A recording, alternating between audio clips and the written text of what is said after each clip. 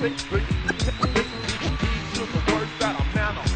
quick before we move on, this is still military related, but I think it was in your Counterpunch article, and I don't know why this one, I mean, I know Obama's votes were bad and signaled the end, but this one, like, really, like, struck me in the gut, which is you were talking about, and again, this is someone whose platform in the primaries was voted against the war. I mean, I really think that's one of the reasons he defeated Hillary.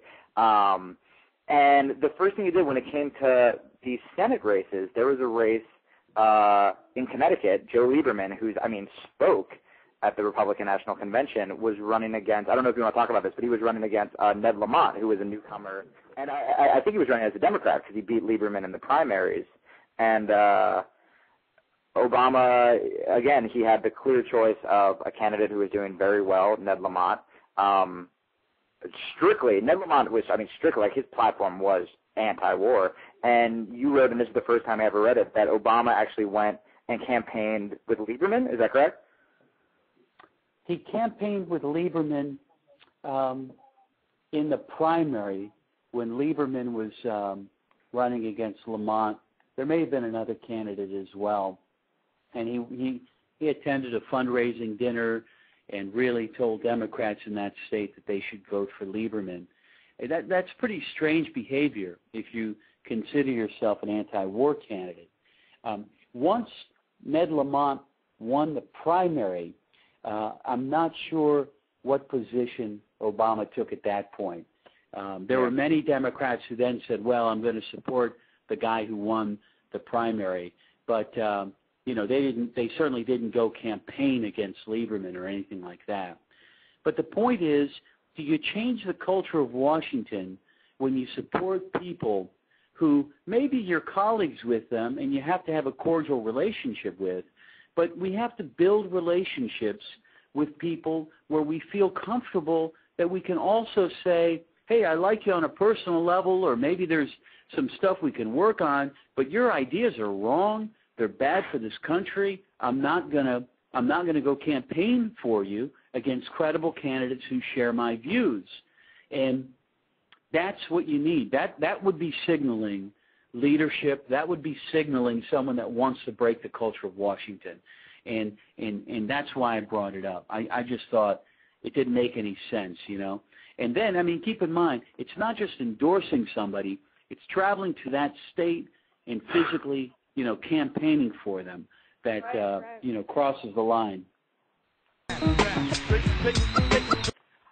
this is a little off topic, but there's actually, as I'm sure you've heard, an Army brigade stationed within the United States under the control of NORTHCOM.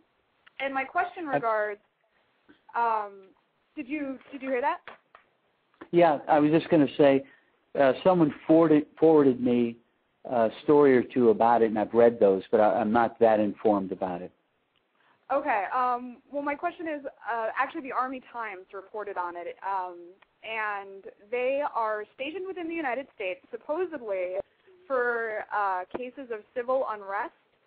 And, as opposed to this just being a lefty kind of crazy story, again, the Army Times reported it. So my concern was if there is a problem at election time, there is now a standing army inside the United States, and President Bush has overrode Posse Comitatus.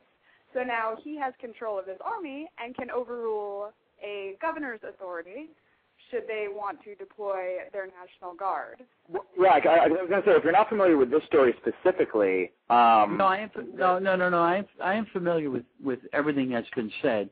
I mean, the thing is, the thing that I thought of was how interesting it was that despite the fact that they had essentially taken the election in 2000, with vote suppression and then really bullying tactics surrounding the recount, I'm just surprised that they would even want to use military force. I mean, it's almost as if they're giving the American people more credit than history has shown. I mean, if anything, this is, we just laid down in 2000. So maybe they know something that that we should be celebrating, that the American people would actually rise up and want to fight, for their election. This might be the year. This might be the year we finally get out. Yeah, good. Finally. Can you imagine how depressed the troops are going to be? Like, they come out and they have, like, their guns and, their tasers, and they're ready to go, and they're like, where is everybody? And everyone's just at home after they completely stole the election.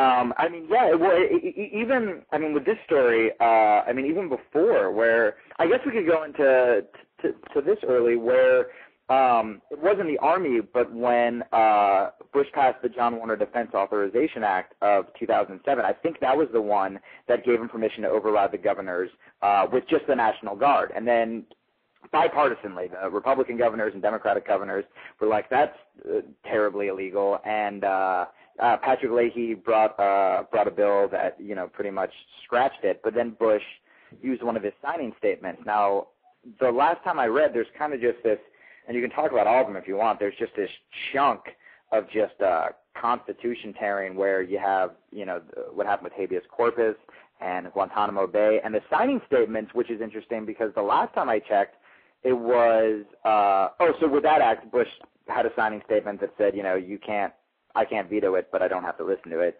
And the signing statements, which was interesting, the last time I checked, McCain said he wouldn't use them, and Barack Obama actually said that he'd look into keeping them.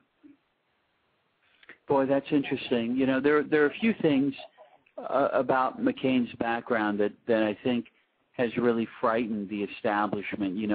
His willingness to oppose the Farm Bill, his willingness to vote against that Energy Policy Act in 2005, some